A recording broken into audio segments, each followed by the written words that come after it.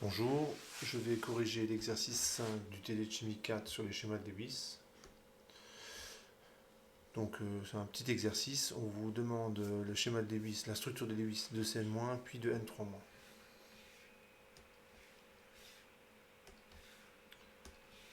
Alors on va commencer par Cn-.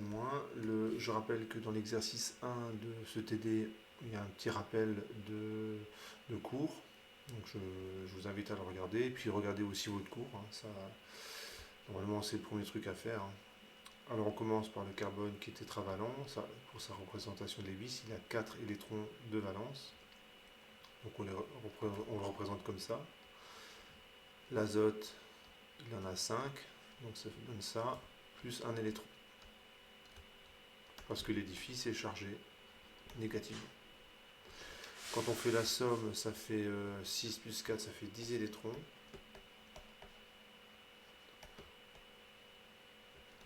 Donc ça fait 5 doublés à placer. Alors, une solution. Bon, là aussi, j'écris directement la solution parce que en fait, je connais la réponse, mais votre travail à vous, c'est de faire au brouillon des tentatives. Vous placez 5 doublés et vous vous arrangez pour qu'il y ait un maximum d'atomes qui vérifient la règle de l'octet. Donc ça, c'est une solution parce que la règle de l'octet, elle est vérifiée par le carbone et l'azote.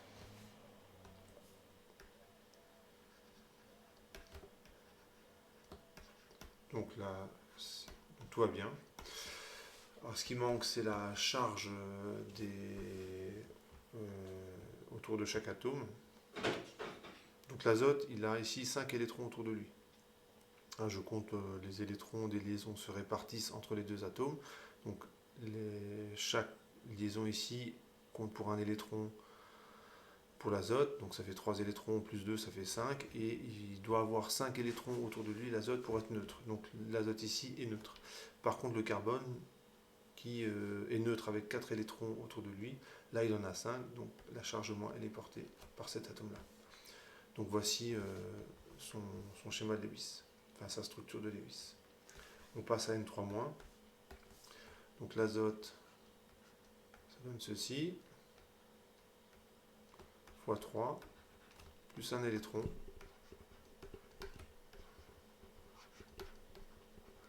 puisque l'édifice est chargé négativement. Donc ça fait 3 fois 5, on a 16 électrons.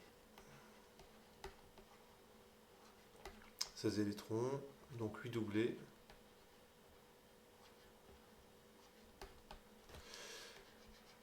Et la molécule, elle n'est pas cyclique. De toute façon, ce n'est pas possible de faire un cycle avec 3 atomes. Alors, ça ferait des contraintes trop fortes au niveau des liaisons pour que ça tienne, pour que ce soit stable. Donc là, j'ai déjà placé 2 doublés. Il faut que j'en place encore 6. Alors, si je mets une double liaison ici, 1, 2, 3, 4, 5, 6.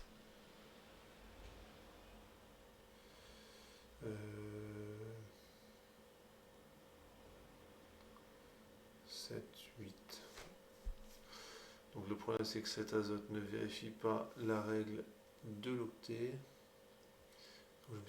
Donc c'est bien 5 électrons, x 3, 15, plus 1, ça fait 16 électrons. 8 doublés, 1, 2, 3, 4, 5, 6, 7, 8. Donc ça, c'est bof. C'est bof.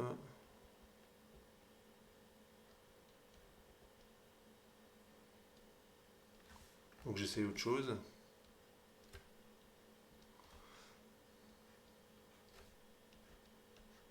1, 2, 3, 4, 5, 6, 7, 8.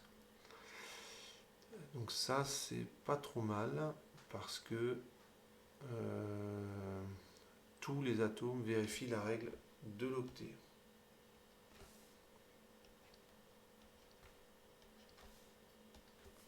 Donc la règle de l'octet est vérifiée. J'ai bien 8 doublés, 1, 2, 3, 4, 5, 6, 7, 8, ouais. Ce qui manque, c'est la charge pour chaque atome. L'atome d'azote doit, pour être neutre, être entouré de 5 électrons. Ici, il y en a 1, 2, 3, 4, 5, 6. Donc cet atome il est chargé négativement. Celui-là aussi.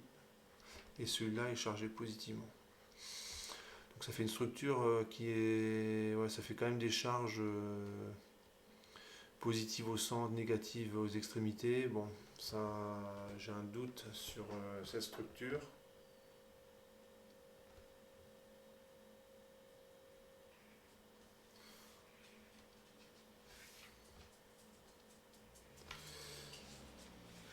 Donc voici donc, un schéma de Lewis. Bon, a priori, pas d'après cette théorie-là, c'est ça la réponse. Donc, je vous avoue que j'ai vérifié et effectivement c'est ça qui est proposé. On peut quand même cette structure, le fait qu'il y ait des charges aussi, des différences de charges aussi importantes pour des atomes voisins, ça pose quand même des petits problèmes. C'est-à-dire que les électrons qui ont ici sont quand même attirés vers le centre. C'est quand même une attraction électrostatique, donc c'est fort. Surtout que la distance entre les atomes est faible. Donc certainement que... Enfin là on voit les limitations de la représentation de Lewis. Donc ça donne une idée de la forme de la molécule qui est certainement chargée négativement aux extrémités et positivement au centre. Mais là, il faudrait une théorie un petit peu plus détaillée pour avoir une structure qui est plus, je ne vais pas dire réaliste, mais qui rendrait mieux compte de la réactivité de cette molécule. Voilà, donc je vais m'arrêter là pour cet exercice.